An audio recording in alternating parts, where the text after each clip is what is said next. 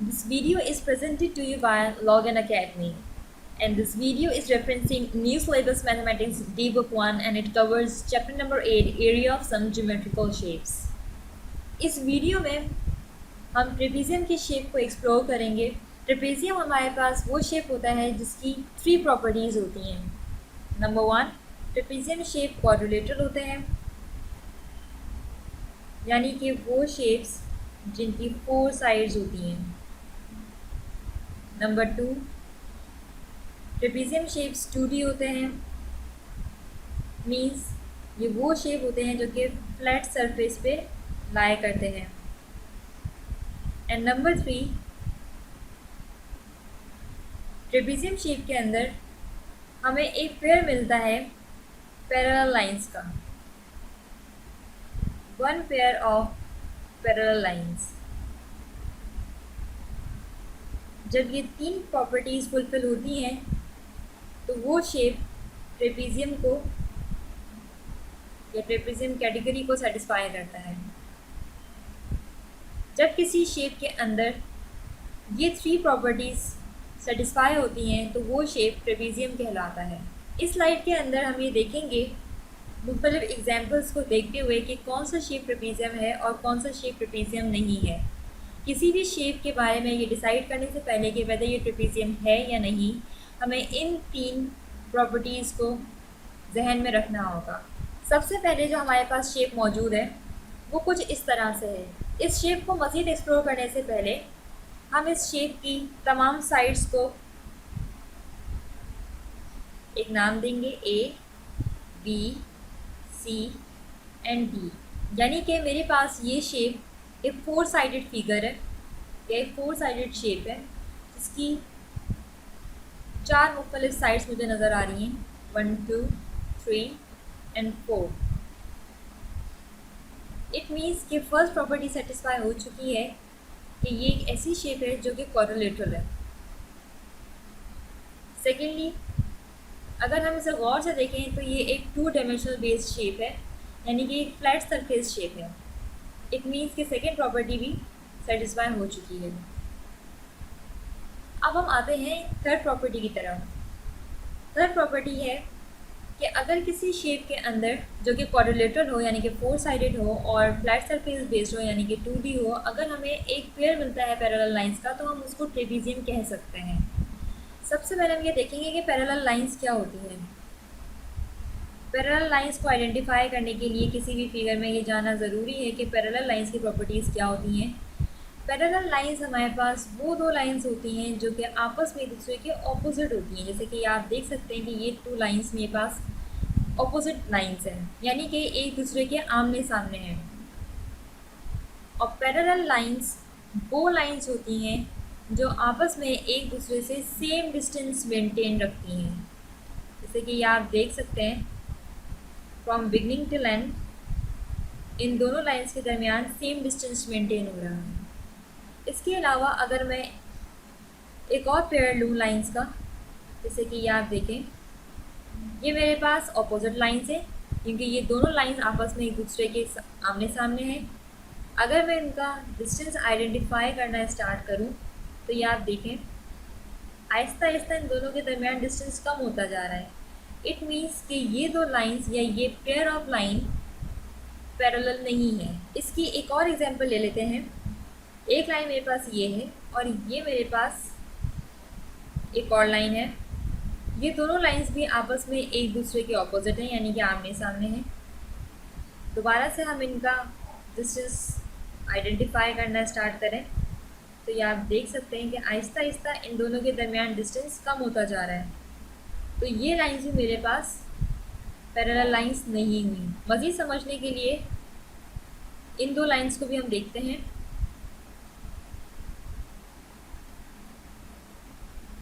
इनका भी अगर आप डिस्टेंस आइडेंटिफाई करना स्टार्ट करें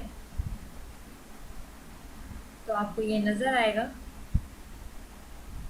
कि एंड तक जाते जाते इनका डिस्टेंस स्लाइटली सा ज़्यादा हो गया है, इसलिए ये भी हमारे पास पैरेलल लाइंस नहीं है। तो पैरेलल लाइंस की डेफिनेशन ये हुई कि वो लाइंस जो कि आपस में एक दूसरे के ऑपोजिट हो यानी कि आमने सामने हो और सेम डिस्टेंस मेंटेन करें तो हम उन लाइंस को कहेंगे कि वो पैरेलल लाइंस हैं। अब हम इस फिगर के अंदर आइडेंटिफाई करेंगे कि हमें एक पेयर मिल सकता है पैरेलल लाइंस का या नहीं।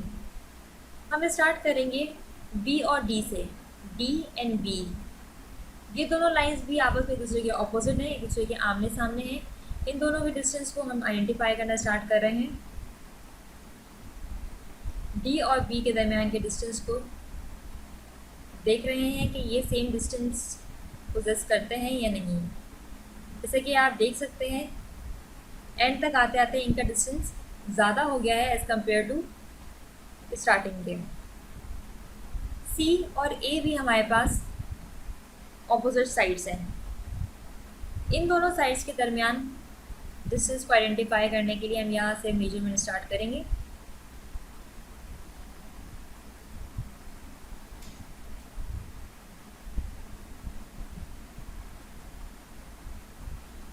ये आप देख सकते हैं कि ए और सी जो हमारे पास दो ऑपोजिट साइड्स थी, ये हमारे पास पैरेलल भी हैं क्योंकि इनके दरमियान जो डिस्टेंस है वो एक जैसा है, सेम है इन दोनों के दरमियान distance. It means A is parallel to सी।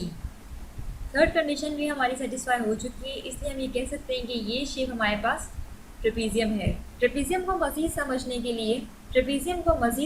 के लिए हम एक और एग्जांपल देखते हैं।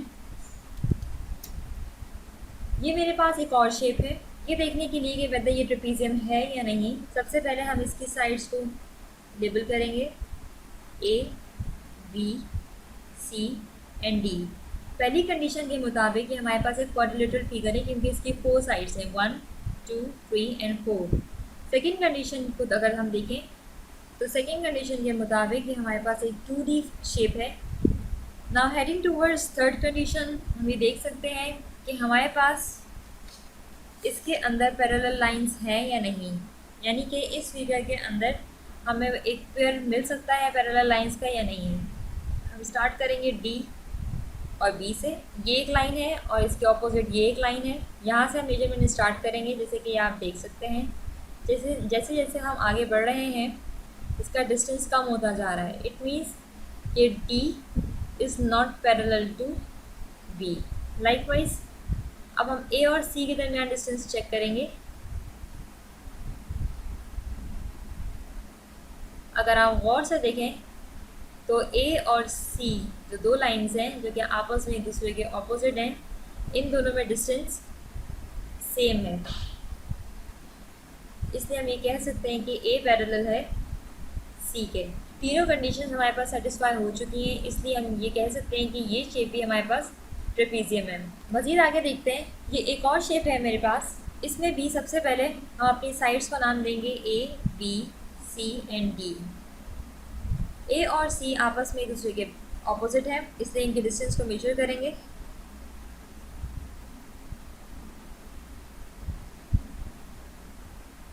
ये आप देख सकते हैं कि जैसे जैसे ये लाइंस आगे बढ़ रही हैं इनका डिस्टेंस कम हो गया as compare to starting. It means A is not parallel to C. Likewise D and B, ये दो साइड्स भी आपस में एक दूसरे के ऑपोजिट हैं। अब हम ये चेक करेंगे कि वैसे ये एक दूसरे के पैरेलल हैं या नहीं। ये आप देख सकते हैं।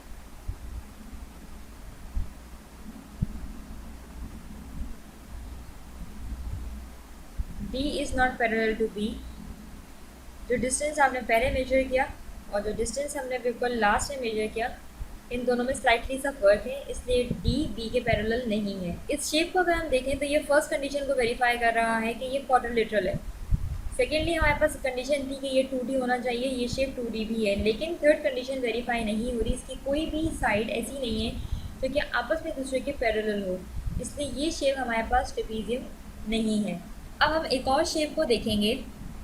अगर इस शेप को गौर से देखा जाए तो ये भी हमारे पास एक क्वाड्रिलेटरल फिगर है जिसकी 4 साइड्स हैं, यानी कि ये फर्स्ट कंडीशन को सेटिस्फाई कर रही है ये फिगर। सेकंड कंडीशन हमारे पास ये थी कि ट्रेपीजियम होने के लिए किसी भी शेप के लिए ज़रूरी है कि वो एक 2 डायमेंशनल फिगर भी हो, तो ये हमारे पास एक 2 डायमेंशनल फिगर भी है। अब हम इसकी साइड्स को लेबल करते हैं ये देखने के लिए कि हमारे पास कौन सा पेयर ऐसा है जो कि पैरेलल है, यानी कि थर्ड कंडीशन को कौन कौन सी लाइन सेटिस्फाई कर रही हैं। ए और सी मेरे पास दोनों ऑपोजिट लाइन्स हैं, यानी कि दोनों आपस में एक दूसरे के सामने मौजूद हैं। इन दोनों के दरमियान के डिस्टेंस को मेजर करने के लिए यहाँ से हम लाइन्स ड्रॉ करेंगे। यहाँ मेरे पास लाइन सी एंड हो चुकी है। या आप देख सकते हैं कि स्टार्टिंग में इसका डिस्टेंस कितना था और एंड तक आते आते इसका डिस्टेंस कितना हो गया। It means A is not parallel to C. Likewise D और बी दोनों एक दूसरे के ऑपोजिट हैं। अब इनका डिस्टेंस हम मेजर करने जा रहे हैं।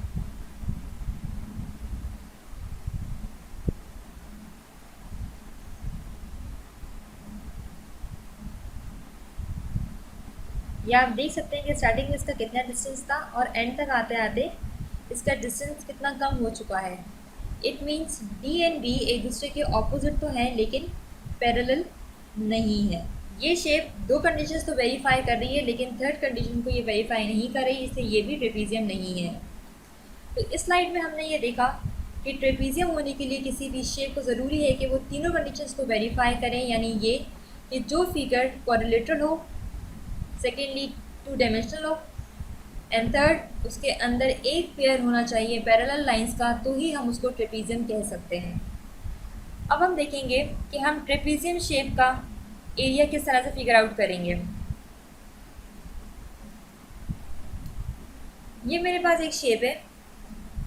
दोबारा से इसकी तीनों कंडीशंस को देखते हैं। ये एक क्वाड्रिलेटरल फिगर है क्योंकि इसमें हमारे पास ये 4 साइड्स हैं, 1 2 3 एंड 4, और ये एक 2D शेप है, यानी कि एक फ्लैट सरफेस शेप है। अब हम इसकी साइड्स को लेबल करते हैं, A B C and D. ये लाइन जो आप देख रहे हैं जो कि एक डॉटेड लाइन है, ये ए और डी के दरमियान ड्रॉ हुई हुई है। इस लाइन को समझने से पहले हम ये देखते हैं कि इस पूरी फिगर के अंदर हमें एक पेयर पैरेलल लाइंस का मिल रहा है या नहीं। हम स्टार्ट करेंगे बी एंड सी से। बी एंड सी आपस में दूसरे के ऑपोजिट्स हैं, यानी कि एक दूसरे के आमने सामने हैं। इन दोनों के डिस्टेंस को मेजर करने के लिए यहाँ से हम ये लाइन ड्रॉ करेंगे।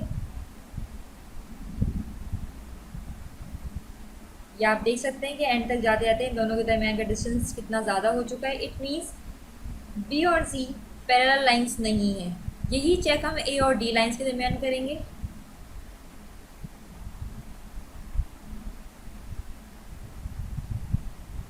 ए और डी हमारे पास ऑपोजिट लाइंस हैं।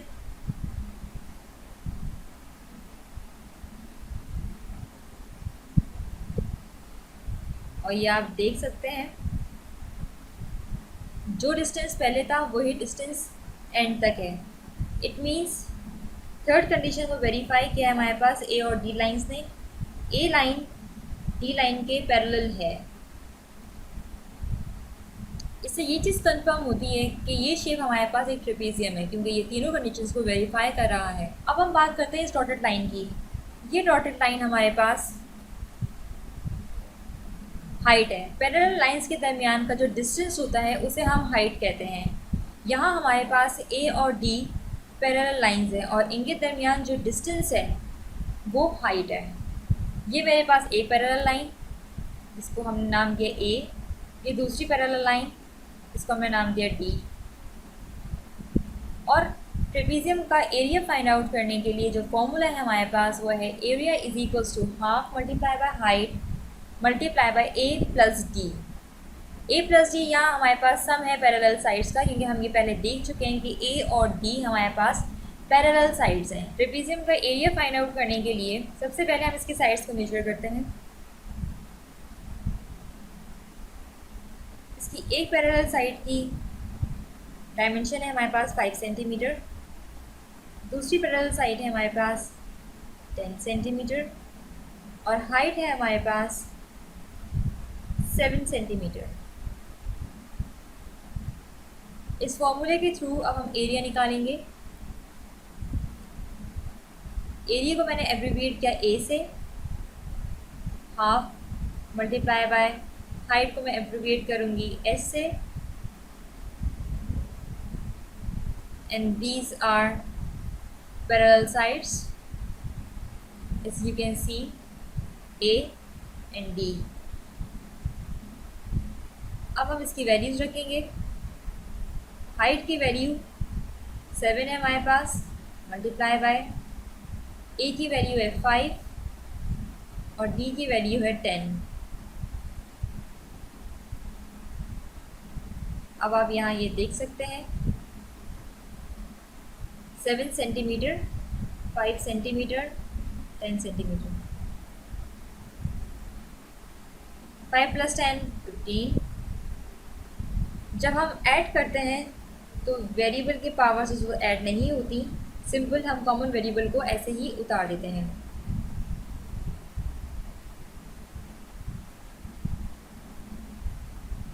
Seven multiply by 15 is equals to 105 centimetre centimetre.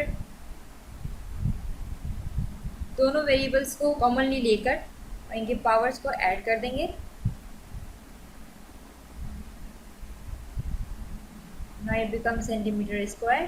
105 divided by 2 is equals to 52.5 centimetre square.